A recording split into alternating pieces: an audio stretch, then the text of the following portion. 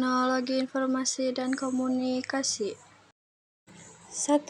Extensive file. Extensive file adalah bagian dari nama file yang menunjukkan jenis atau format file tersebut.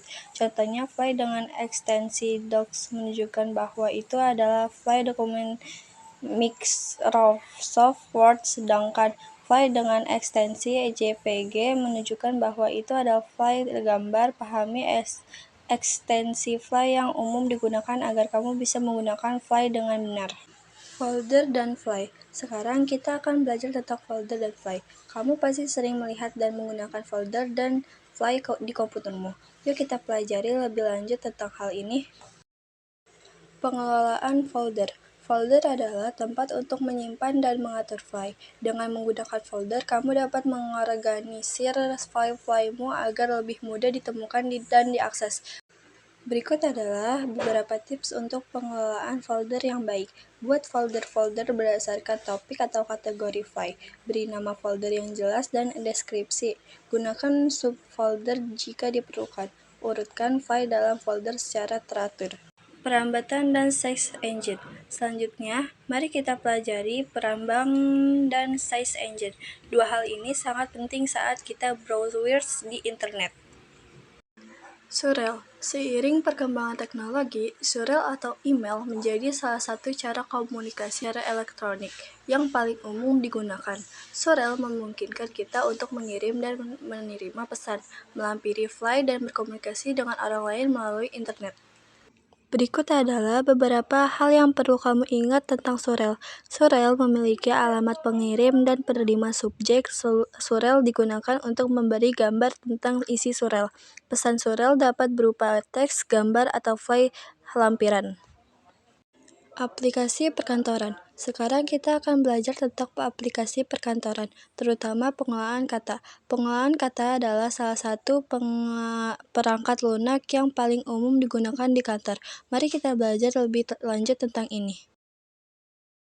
Perambaan. Perambaan atau web browser adalah perangkat lunak yang digunakan untuk mengakses dan menampilkan halaman-halaman web. Beberapa perambaan yang populer adalah Google Chrome, Mozilla Firefox, dan Microsoft Edge.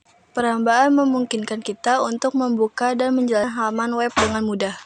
Search engine. Search engine adalah alat yang digunakan untuk mencari konten di internet seperti Google Search dan Bing.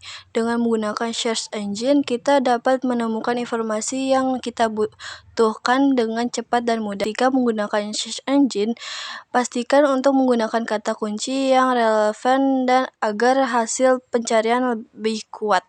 Sejarah perangkat lunak pengelolaan kata. Perangkat lunak pengelolaan kata telah ada sejak tahun 1970-an. Pada awalnya, pengelolaan kata adalah mesin mekanis yang digunakan untuk mengetik dan menghasilkan dokumen dengan lebih cepat. Kemudian, pengelolaan kata menjadi elektronik dan kini menjadi perangkat lunak yang digunakan secara luas di komputer. Pengelolaan kata mekanis. Pada awalnya, mesin mekanis seperti mesin TIK digunakan untuk mengetik dokumen, membuat salinan, dan melakukan tugas-tugas lain yang terkait dengan pengelolaan kata. Mesin tik mekanis bekerja dengan menekan tombol-tombol yang menggerakkan pita dan menghasilkan teks tertulis. Pengelolaan kata elektromekanis dan elektronik. Pada tahun 1960-an dan 1970-an, mesin TIK mekanis diganti oleh mesin TIK elektromekanis yang menggunakan tenaga listrik. Kemudian, perkembangan teknologi komputer menghasilkan pengelolaan kata elektronik seperti Wang OS dan Xerox Alto yang memungkinkan penggunaan untuk mengetik dan mengedit dokumen dengan lebih mudah. Perangkat lunak pengelolaan kata. Perangkat lunak pengelolaan kata seperti Microsoft Word dan Google Docs adalah contoh pengelolaan kata modern yang banyak digunakan saat ini. Dengan perangkat lunak pengelolaan kata, kita dapat menulis, mengedit, dan memformat dokumen dengan berbagai fitur yang tersedia.